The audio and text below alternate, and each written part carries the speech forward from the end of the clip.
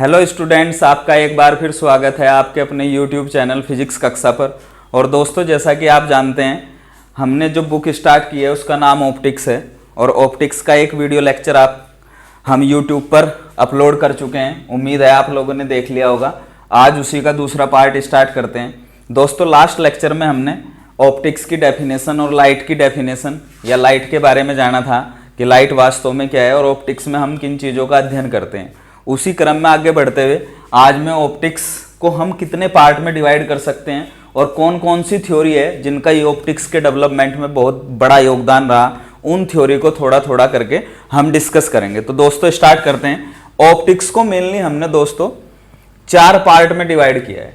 और ये जो डिवाइडेशन है दोस्तों ऑप्टिक्स का, वो हमने एक ईरा की तरीके से किया है कि कौन सी थ्योरी के आधार पर हम क्या क्या चीज़ें समझा पाए और उन चीज़ों को समझाने के क्या क्या तरीके थे, या हमने लाइट के नेचर को उस थ्योरी में क्या मानना है, उन चीज़ों को ध्यान में रखते हुए 4 पार्ट में डिवाइड कर दिया। जैसे जैसे हम आगे बढ़ते रहे, जैसे जैसे नई चीज़ें ऑप्टिक्स में आती रही, उस तरीके से हम ऑप्टिक्स का डेवलपमेंट करते गए और कुछ चीज़ें हमें मिल गई और उनके हिसाब से हमने फिर ऑप्टिक्स को पढ़ने के लिए ऑप्टिक्स को पार्ट में डिवाइड कर दिया।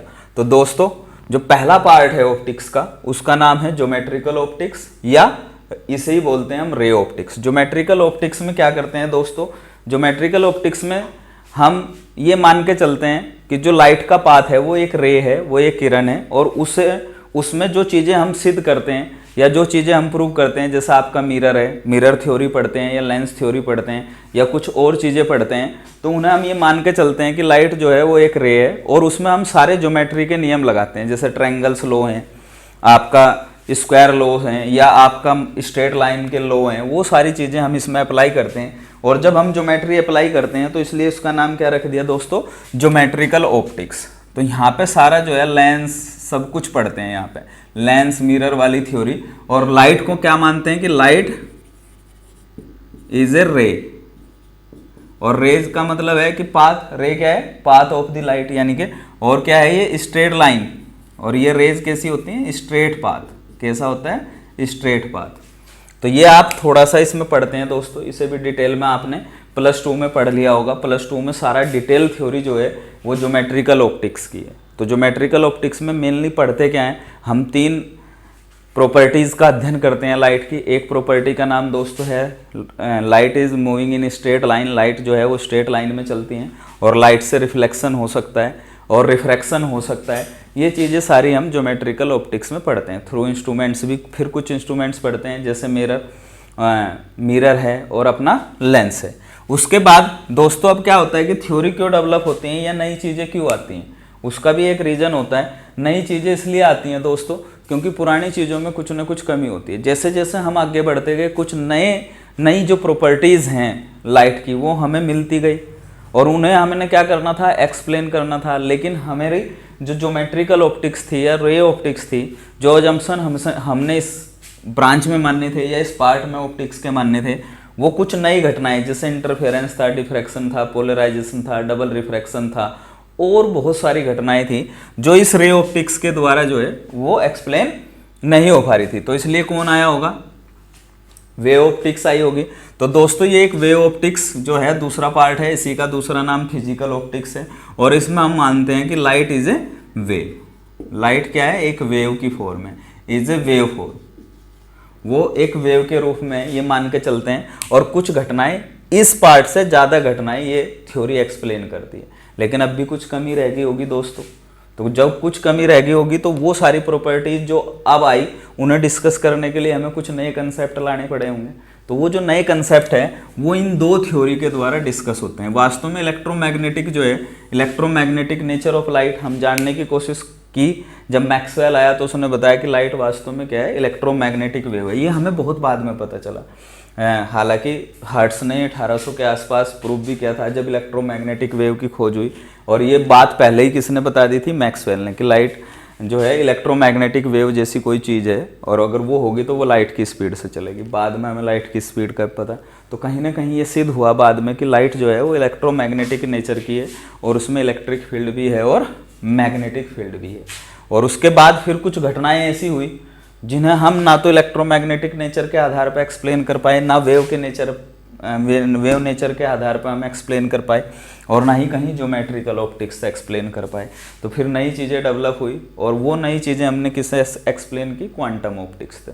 तो ये जो डिवाइडेशन है ये कुछ घटनाओं के आधार पे या धीरे धीरे जो ऑप्टिक्स का डेवलपमेंट हुआ उसके आधार पे हमने दोस्तों ऑप्टिक्स को 4 पार्ट में डिवाइड कर दिया। तो ये जो पार्ट्स हैं मोस्ट इंपॉर्टेंट हैं, ये याद रखेंगे कि ऑप्टिक्स के वास्तव में अगर कभी भी ऑप्टिक्स आपको पढ़नी पड़े तो हम उसे केवल 4 पार्ट में डिवाइड कर सकते हैं। तो इसके बाद दोस्तों आगे बढ़ते हैं थोड़ा सा। अब मैं थ्योरीज जो है वो पढ़ाऊंगा आपको कि वास्तव में ऑप्टिक्स के डेवलपमेंट में किन थ्योरीज का हाथ रहा और हम कैसे आज की जो ऑप्टिक्स है वो कैसे पढ़ते हैं। तो दोस्तों थ्योरीज कब बनती हैं?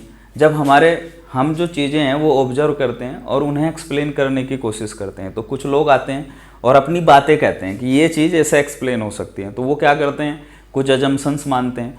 तो बहुत सारी अजम्पशंस मान के उन चीज़ों को एक्सप्लेन करने की कोशिश करते हैं।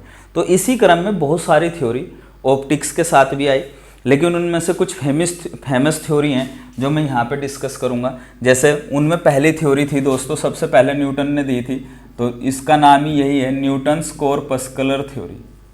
न्यूटन्स कॉर्पस्कुलर थ्योरी, इसे ही पढ़ते हैं दोस्तों पहले, क्योंकि ये इन चीज़ों को पढ़ने से आपको क्या होगा वो मैं बता रहा, आपके माइंड में ऑप्टिक्स का एक आइडिया बनेगा जिससे ऑप्टिक्स पढ़नी आसान हो जाएगी। न्यूटन कॉर्पस्कुलर थ्योरी, पहली थ्योरी यही थी दोस्तों, और न्यूटन्स ने बहुत डेवलपमेंट किया है, बहुत काम किया है ऑप्टिक्स में। कलर की खोज भी डिस्पर्सन यानी कि जैसे हम बोलते हैं प्रिज्म से कि light is made of 7 colours और light moving with definite speed, ये सारी चीज़ें हमें न्यूटन ने बताई है। न्यूटन की एक अपनी बुक भी है जिसका नाम ऑप्टिक्स है, और ऑप्टिक्स में उन्होंने बहुत सारी चीज़ें एक्सप्लेन करी, और इस थ्योरी को भी देने वाले न्यूटन थे। कॉर्पस्कुलर का मतलब होता है दोस्तों पार्टिकल्स यानी कि कण, और इसे न्यूटन का कणिका सिद्धांत भी बोलते हैं। तो इस थ्योरी में क्या किया होगा? जब भी थ्योरी लिखता है कोई भी व्यक्ति लिखो, न्यूटन सर ने लिखी तो न्यूटन्स थ्योरी होगी, और अगर हम लिखते आप लिखते तो कहीं सोनू की थ्योरी होती, कहीं अमरकांत की थ्योरी होती, लेकिन मुझे नहीं पता आप कब लिखोगे वो थ्योरी। तो न्यूटन्स जब भी कोई अपनी थ्योरी लिखता है दोस्तों तो उसमें वो अपना एक अजम्पशन मानते हैं। तो न्यूटन्स ने भी जब थ्योरी ली तो उन्होंने भी सबसे पहले यही मान लिया कि जो लाइट है वो पार्टिकल्स के रूप में, किसके रूप में है? पार्टिकल्स के रूप में। और वो पार्टिकल्स जो हैं वो रिजिड हैं, मासलेस हैं और इलास्टिक हैं। तो ये चीज़ें उन्होंने, और बहुत ही छोटे छोटे पार्टिकल्स हैं। तो उनका पहला अजम्पशन ही दोस्तों ये था, जो उनका फर्स्ट अजम्पशन था, मैं लिख देता हूँ। फर्स्ट अजम्पशन था लाइट सोर्स, जो लाइट सोर्स है हमारे, लाइट सोर्स एमिट्स माइन्यूट, बहुत छोटे यानी कि माइन्यूट मासलेस, कैसे पार्टिकल थे? मासलेस एंड मासलेस इलास्टिक, और क्या थे? और इलास्टिक थे। Massless elastic rigid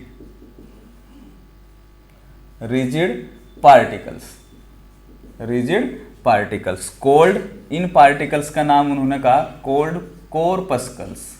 in particles को दोस्तों क्या बोलते थे हम? न्यूटन साहब क्या बोलते थे? कॉर्पस्कल्स बोलते थे। तो पहला जो उनका अजम्पशन था इस थ्योरी में वो यही था, इसे याद रखेंगे कि लाइट जो है वो कणों के रूप में, और ये कण जो हैं इलास्टिक हैं, मासलेस हैं, रिजिड हैं, और साथ में क्या है दोस्तों? इन पार्टिकल्स का नाम हमने जो रखना है वो क्या है? कॉर्पस्कल्स है। फिर दूसरा इन्होंने लिखा था, दूसरा अजम्पशन किसके बारे में था? कॉर्पस्कल्स की। कह रहे थे कि कॉर्पस्कल्स जो हैं वो क्या चलते हैं? डिफरेंट स्पीड से डिफरेंट डायरेक्शन में चलते हैं, और इनकी स्पीड जो होती है वो बहुत ही हाई होती है। तो दूसरा अजम्पशन यही था कि द कॉर्पस्कल्स, मैं थोड़ा सा लिख देता हूँ आप भी याद रखें, the corpuscles are moving with very high speed, with very high speed. Corpuscles किससे चलते हैं? इन ऑल डायरेक्शंस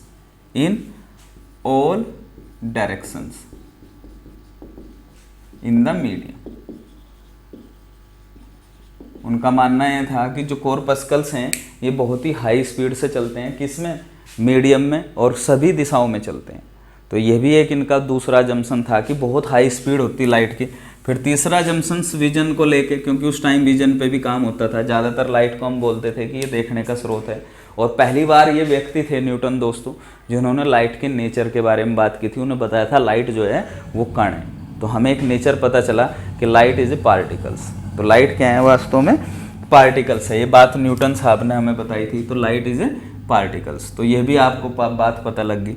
फिर तीसरा जम्पशंस यही था। और फिर न्यूटन्स ने खुद खोज कर ली थी कि जो कलर्स हैं, लाइट में कलर्स भी होते हैं, तो उन्होंने कलर्स का भी बताया था अपना। उन्होंने कहा था कोरपस्कल्स, यानी कि जो हमारे पार्टिकल्स हैं, corpuscles are of different size, are of different size.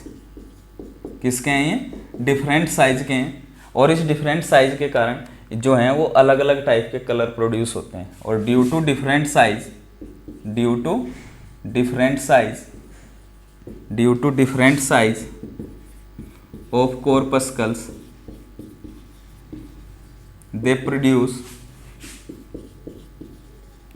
different colors, different colors।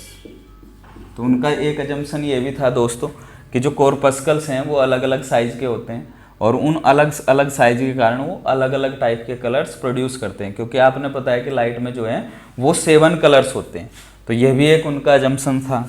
एक फोर्थ अजम्पशन था दोस्तों कि लाइट जो है, लाइट या कहो कॉर्पस्कल्स, ऐसे भी लिख सकते हैं आप, कॉर्पस्कल्स आर रिपल्ड बाय क्या, कौन सा medium? Repelled by reflecting surfaces, reflecting surfaces and attracted bye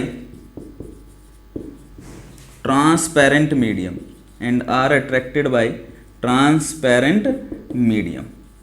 एक थ्योरी ये भी थी दोस्तों कि वो क्या होते हैं, जो कॉर्पस्कल्स हैं वो रिफ्लेक्टिंग सरफेसेज के द्वारा क्या होते हैं, रिपल कर दिए जाते हैं। यानी कि उन्होंने मान लिया था कि इलास्टिक पार्टिकल्स हैं, तो जैसे ही रिफ्लेक्टिंग सरफेस पे आएंगे ऐसे, तो दोस्तों क्या होंगे, वो रिपल कर दिए जाएंगे दोबारा। तो यानी कि वो क्या होते हैं, उन पर एक रिपल्सन लगता है, एक फोर्स लगता है। वास्तव में जो न्यूटन की थ्योरी थी दोस्तों वो कहीं ना कहीं मैकेनिक्स से प्रेरित थी। मैकेनिक्स में वो पार्टिकल की मोशन की स्टडी करते थे, तो वो कहीं ना कहीं उसी चीज़ों से प्रेरित थी। और ट्रांसपेरेंट मीडियम अगर एक मीडियम से दूसरे मीडियम में जाएगी, यानी कि कहीं डेंसर मीडियम में जाएगी, तो जो पार्टिकल्स हैं वो अट्रैक्ट होंगे और उस अट्रैक्शन की वजह से क्या होगा, उनकी स्पीड में वृद्धि होगी। और वृद्धि होगी तो वो अपनी डायरेक्शन चेंज करेंगे। एक यह भी मानना था न्यूटन का। तो उसकी वजह से क्या हुआ, उन्होंने ये एजम्पशन दिया कि लाइट की जो उस अट्रैक्शन की वजह से जो लाइट की स्पीड है वो मीडियम में इंक्रीज हो जाए। और उनका एजम्पशन था कि लाइट की जो स्पीड है वो ज़्यादा होती है डेंसर मीडियम में, किसके कंपैरिजन से, रेयर मीडियम के। लेकिन बाद में पता चला कि उनका ये एजम्पशन बेहद ही गलत था। तो पांचवा एजम्पशन यही था कि light moving faster, light moving faster in denser medium, light moving faster in denser medium. Light जो है वो डेंसर मीडियम में चलती। तो ये कुछ थ्योरी के बेसिक एजम्पशन थे दोस्तों। और इन एजम्पशन से उन्होंने बहुत सारी चीज़ें एक्सप्लेन की। उन्होंने इस थ्योरी से हम एक्सप्लेन कर पाए क्या, एक तो स्ट्रेट लाइन प्रोपेगेशन, उन्होंने कहा था straight line moving in medium in straight line, ये भी लिख सकते हैं पहले एजम्पशन में, इन स्ट्रेट लाइन। तो स्ट्रेट लाइन में चलते हैं, तो ये भी बात उन्होंने बताई थी। दूसरी उन्होंने ये बताई थी कलर क्यों प्रोड्यूस होते हैं। तीसरी बात बताई थी कि भाई रिफ्लेक्शन मीडियम के साथ अट्रैक्शन होता है, तो इससे रिफ्रैक्शन को एक्सप्लेन करने में बहुत ज़्यादा हेल्प मिली। और डेंसर मीडियम में ज़्यादा क्या चलते हैं, ज़्यादा फास्ट चलती है। तो ये कुछ अजम्पशन थे दोस्तों। इसके बाद मैं थोड़ा सा बता दूं इसकी सक्सेस क्या थी और फेलियर क्या थे इस थ्योरी की, और थोड़ा सा आपको रिफ्लेक्शन और रिफ्रैक्शन भी एक्सप्लेन करके बता दूं, ताकि आप इस थ्योरी को थोड़ा सा समझ सकें और इस थ्योरी पे थोड़ी सी कमांड बना सकें। और फिर इसके बाद पढ़ेंगे वेव थ्योरी। तो दोस्तों इसका सक्सेस यही था, इस थ्योरी की सक्सेस जो थी वो आपके सामने क्या करती थी। पहली सक्सेस यही थी कि it explain, this theory explains, this theory लिख सकते हैं आप, this theory explain straight line propagation, straight line propagation, straight line propagation of light. तो इसने पहला पॉइंट यही क्लियर किया। दूसरा इनका था reflection of light, reflection of light, दूसरी बात इन्होंने ये एक्सप्लेन की दोस्तों। तीसरा क्या था इनका, रिफ्रैक्शन, रिफ्रैक्शन भी सक्सेसफुली एक्सप्लेन किया इस थ्योरी ने, रिफ्रैक्शन ऑफ लाइट। तो ये 3 चीज़ें थी दोस्तों जो ये थ्योरी एक्सप्लेन कर पाई, लेकिन टाइम के साथ सन 1665 में डिफ्रैक्शन की खोज हुई और इंटरफेरेंस की खोज हुई, उसके बाद पोलराइजेशन की खोज हुई, एब्जॉर्प्शन, लाइट एब्जॉर्प्शन, एमिशन, ये सारी चीज़ें, बहुत सारी खोज उस टाइम हुई। तो ये थ्योरी उन चीज़ों को एक्सप्लेन नहीं कर सकी। तो बहुत सारी चीज़ें थी जो न्यूटन की थ्योरी लगभग 100-125 साल तक ये जिंदा रही, हम इसे मानते रहे, लेकिन फिर धीरे धीरे करके हमने इसे छोड़ दिया और आज की जो थ्योरी है वो कुछ और है। लेकिन उस टाइम इसे रिफ्लेक्शन, रिफ्रैक्शन सब इन्होंने एक्सप्लेन किया। तो थोड़ा सा समझ सकते हैं कि रिफ्लेक्शन कैसे एक्सप्लेन करते हैं इस थ्योरी से। रिफ्लेक्शन समझ सकते हैं, मैं थोड़ा सा बता दूं, स्ट्रेट पार्टिकल स्ट्रेट लाइन में तो चलते हैं। देखो न्यूटन ने माना था अगर रिफ्लेक्शन को इस थ्योरी से एक्सप्लेन करना है तो थोड़ा सा बता दूं कि light is a stream of particles, और वो पार्टिकल्स कैसे हैं, इलास्टिक पार्टिकल हैं। तो आपने पता है कि कोलिजन होता है, अगर मैं 2 पार्टिकल के कोलिजन की बात करूं, सपोज करो आपने ये प्लेन मान लिया दोस्तों, ये कोई हमारा एक प्लेन है, कैसे बनाऊं, सपोज करो ऐसे बना लेते हैं, ठीक है बिल्कुल, ये कोई प्लेन है हमारा दोस्तों, ये यहाँ पे है, और मैं मान लेता हूँ कि ये कोई बॉल है, बॉल को आप ऐसे मान के चले पार्टिकल है, और इस डायरेक्शन में ये आके यहाँ पे टकराई प्लेन से, तो टकराने के बाद इसी एंगल से वापस चली जाएगी ऐसे ही, तो ये बॉल वापस आ गई, जो ऐसे गई ऐसे ही आ गई, यानी कि एंगल कितना 0, यानी से बोलते हैं नॉर्मल इंसिडेंस। एक पार्टिकल गया, लाइट आपने पता है किसी भी मिरर, इस लाइट के प्रोस्पेक्टिव में ये मिरर है, अगर लाइट को आप ऐसे इंसिडेंट करोगे रे को, तो आज भी ऐसे ही चली जा, ठीक है, समझने नहीं, इसे बोलते हैं नॉर्मल इंसिडेंस। और जब भी नॉर्मल इंसिडेंस होता है दोस्तों, तो लाइट उसी पाथ से ऊपर वापस लौटती है जिस पाथ से वो किसी भी सरफेस पे इंसिडेंट होती है। तो लाइट को इस तरीके की लाइट के रिफ्रैक्शन को बोलते हैं इंसिडेंस। और हमने कोलिजन में पता है कि मैं बॉल फेंक कर मारता हूँ तो वो बॉल वापस उसी पाथ पे चलते हुए मेरे हाथ में आ जा, अगर इलास्टिक कोलिजन है। तो उन्होंने कहा था पार्टिकल इलास्टिक है, यानी कि यहाँ टकराने में किसी प्रकार की एनर्जी का लॉस नहीं करते। तो ऐसे ही ये रिफ्लेक्शन है, अगर आप किसी एंगल पे, सपोज करो ये बॉल है, अब ये बॉल यहाँ से आ रही, कोई एंगल बना रही, तो उसी एंगल पे इधर ये क्या होती है, रिफ्रैक्ट होती है, ये इधर रिफ्लेक्ट हो जाएगी। तो ये क्या है, इंसिडेंट बॉल है, और ये क्या है, रिफ्लेक्ट बॉल है, रिफ्लेक्टेड है। तो आप देख रहे हैं कि जिस एंगल पर आई उसी एंगल से चली गई। तो यहाँ से रिफ्लेक्शन के लॉ जो हैं वो प्रूफ भी हो रहे हैं कि क्या, angle of incidence is equal to angle of reflection. तो ऐसे ही सेम उन्होंने क्या मानना कि लाइट जो है, लाइट के जो पार्टिकल हैं, सपोज करो ये एक जो है सरफेस है, स्मूथ सरफेस है, उन्होंने मान लिया कि ये लाइट रे आ रही, वास्तव में लाइट रे नहीं, अब क्या है, ये पार्टिकल्स हैं, स्ट्रीम ऑफ पार्टिकल्स हैं, यानी कि ये मासलेस पार्टिकल है, और ये सरफेस से टकराते हैं। टकराने के बाद ये क्या करते हैं, रिपल कर दिए जाएँ इस सरफेस के द्वारा, और ऐसे ही उसी पे चले जाएँ, और यहाँ पे क्या बनता है दोस्तों, ये एंगल ऑफ इंसिडेंस है आई, और ये एंगल ऑफ आर, और कोलिजन हो रहा है एक तरीके का। तो आपने पता है angle of incidence is equal to angle of reflection. तो ये लॉ ऑफ रिफ्लेक्शन को पूर्णतः प्रूफ करती है ये थ्योरी। तो इस थ्योरी से रिफ्लेक्शन को आप ऐसे समझ सकते हैं। दूसरा, अगर दूसरे पॉइंट की बात करूं, दूसरा पॉइंट क्या था हमारा, दूसरा पॉइंट था दोस्तों रिफ्रैक्शन। अब रिफ्रैक्शन को समझाने के लिए इन्होंने क्या किया, इन्होंने माना कि डेंसर मीडियम में वेलोसिटी अट्रैक्शन लगता है पार्टिकल्स का। तो सपोज करो, जैसे रिफ्रैक्शन समझना भी बहुत आसान है इस थ्योरी से दोस्तों, ये कहीं नॉर्मल है और ये मीडियम है, इस मीडियम को मैं रेयर मीडियम बोल देता हूँ, ये हमारा रेयर मीडियम है, यानी कि एयर के टाइप का है, और ये हमारा डेंसर मीडियम है, ग्लास या वाटर के टाइप का है। तो यहाँ पे क्या होता है कि यहाँ से फिर स्ट्रीम ऑफ पार्टिकल आते हैं दोस्तों, ऐसे ये पार्टिकल के स्ट्रीम्स हैं, ये बहुत सारे पार्टिकल आ रहे हैं और सरफेस पे टकरा रहे हैं, यहाँ के भी टकराएंगे, और जैसे ये टकराएंगे तो इस मीडियम, जो नीचे मीडियम है ये हमारा, जैसे मैं डेंसर मीडियम बोल रहा, तो क्या करते हैं, इसके पार्टिकल्स जो हैं कोर्पस्कल्स को अट्रैक्ट करते हैं, और उस अट्रैक्शन की वजह से इसकी स्पीड इंक्रीज हो जाए, जिसकी वजह से इसका पाथ क्या हो जाए, बेंट हो जाए। जाना तो ऐसे था इस स्ट्रीम पार्टिकल को, लेकिन ये क्या हुआ कि ऐसे बेंट हो गया ये। तो बेंट होने पे आपने पता है, और यही क्या है, क्यों, क्योंकि अट्रैक्शन लगता है, किसकी वजह से, इस ट्रांसपेरेंट मीडियम की, और स्पीड तेज हो जाती है। यानी कि यहाँ जो velocity in denser medium is greater than velocity in rare medium. तो यहाँ पे वेलोसिटी ज़्यादा होगी, और ये आपने पता है एंगल ऑफ रिफ्रैक्शन है, सॉरी एंगल ऑफ इंसिडेंस है, और ये क्या है दोस्तों, एंगल ऑफ रिफ्रैक्शन। तो यहाँ पे स्नेल का नियम भी प्रूव किया था, sine i upon sine r is equal to एक कांस्टेंट, और इस कांस्टेंट को आपने पता है बोलते हैं म्यू, रिफ्रैक्टिव इंडेक्स। तो ये क्या है, स्नेल का नियम है, और ये सारे एक ही उसमें रहते हैं। तो दोस्तों ये कॉर्पस्कुलर थ्योरी थी। इस वीडियो में मैं इतना ही पढ़ाऊँगा। Thank you so much. और नेक्स्ट वीडियो में हम पढ़ेंगे वेव थ्योरी। तो